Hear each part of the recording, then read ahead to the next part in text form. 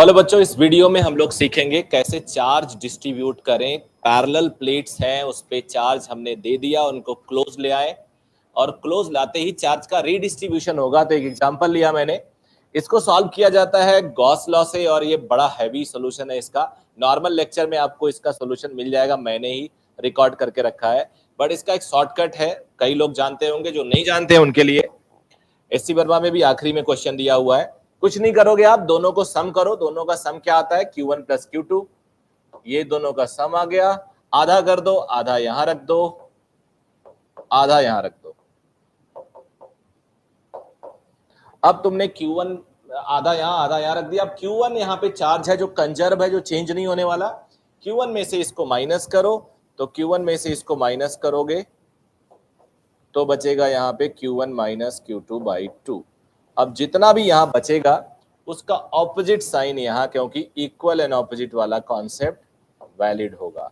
तो ये इसका सॉल्यूशन है। कुछ एग्जांपल देख लेते हैं। एग्जांपल में मैंने ये 3 केस लिया। पहला केस, इसमें कुछ भी चार्ज मान लेता हूं मैं, 2Q मान लेता हूं और इधर मान लेता हूं सपोज 8Q। तो दोनों का सम करो, 8 और 2 10, आधा कर दो, 5Q। 2 में से 5Q माइनस कर दो, बचेगा माइनस 3Q। इधर माइनस 3Q है तो इधर प्लस 3Q होगा। अब देखो, इन दोनों को ऐड करो, 8 मिलेगा, इन दोनों को ऐड करो, 2 मिलेगा। यहां पे कोई एग्जांपल ले लेते हैं, 3Q माइनस 8 क्यूब, और फिर यहां पे मान लेता हूं मैं सपोज 1Q। सबको ऐड करते हैं, तो ऐड करते ही आ जाएगा टोटल -4Q। -4 का आधा क्या होगा? -2Q। -2Q यहाँ, -2Q यहाँ। 3Q में से -2Q बाहर कर लो, 5 प्लस 5Q बचेगा। प्लस 5 है तो यहाँ -5Q। अब 8Q -8Q में से -5Q बाहर करो, -3Q बचेगा। यहाँ -3 तो यहाँ +3। ऐड कर लो, you'll get the same. Conservation is always valid, है ना? इंटरेस्टिंग। यहाँ देख लो, यहाँ पे Q चार्ज है, यहाँ मान लो -Q। मैंने जानबूझ के ऐसा लिया। ये दूसरा एग्जाम्पल और ये तीसरा एग्जाम्पल। अब इन दोनों को अगर आप लेते हो तो दोनों को ऐड करो, 0 आता है, 0 का आधा 0 ही होगा। 0 यहाँ, 0 यहाँ, Q यहाँ आ जाएगा, -Q यहाँ आ जाएगा, है ना? इंटरेस्टिंग। आगे देखते हैं। आगे मैंने एक केस और ले लिया अभी, इसके बाद ही एक केस लिया जहां पे इंटरेस्टिंग बात मैं बताने वाला हूं आपको। मान लो यहाँ पे चार्ज दिया हुआ है Q1, यहाँ पे दिया हुआ है Q2 और ये अर्थिंग होने वाला है S2।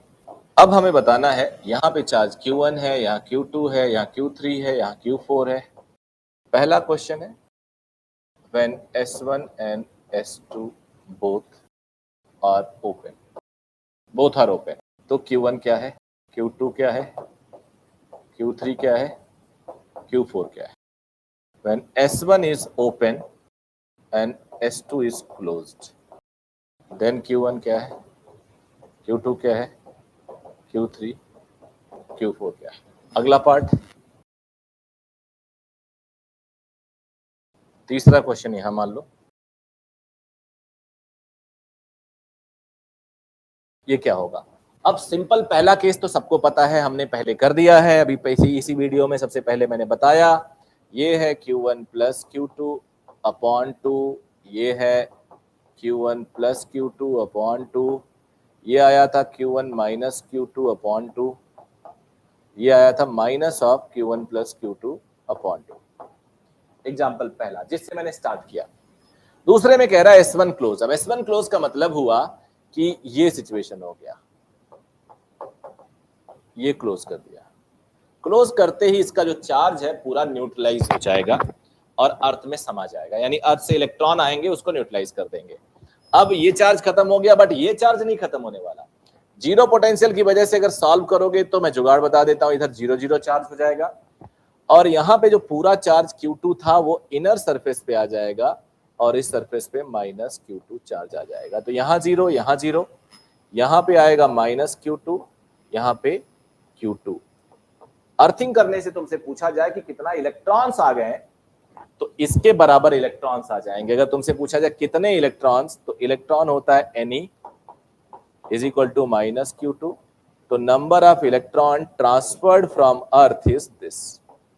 ये भी क्वेश्चन बनता है कि यहां से इलेक्ट्रॉन इस सरफेस पे कितने गए।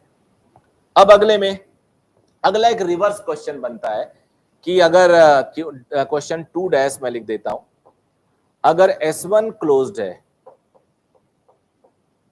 एंड S1 तो यहां पे क्लोज कर दिया मैंने गलती से, S1 क्लोज कर दिया। अगर S2 क्लोज्ड है, S1 क्लोज्ड कर दिया, ओपन है, यहां S1 क्लोज्ड, ये S1 क्लोज्ड ही था, ये S1 क्लोज चला गया।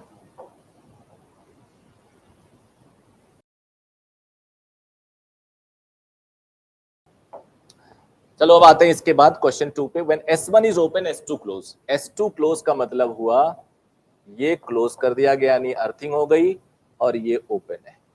अर्थिंग होते ही इसमें इलेक्ट्रॉन कुछ जाएंगे, इसको न्यूट्रलाइज करेंगे। अर्थिंग का मतलब होता है जीरो पोटेंशियल। चार्ज ट्रांसफर इस प्राइमरी मैटर नहीं होता, प्राइमरी मतलब होता है जीरो पोटेंशियल। तो यहाँ का चार्ज डिस्ट्रॉय हो सकता है, Q1 का कुछ नहीं होगा क्योंकि Q1 अनटच्ड है, ये ओपन है, ये क्लोज नहीं है अर्थ के साथ। तो अब जीरो पोटेंशियल की वजह से यहाँ पे जीरो चार्ज, यहाँ पे जीरो चार्ज आ जाता है, डेरिवेशन करना पड़ता है। और इसका जो टोटल चार्ज Q1 है वो अब इनर सरफेस पे आ जाएगा। अब इस पे Q1 आया तो नेचुरली यहाँ माइनस Q1 आना है, क्योंकि अंदर हमेशा इक्वल ऑपोजिट चार्ज रहना है। तो अब क्या होगा कि यहाँ पे आप देख सकते हो 0 और 0, Q2 है Q1 और ये माइनस Q1।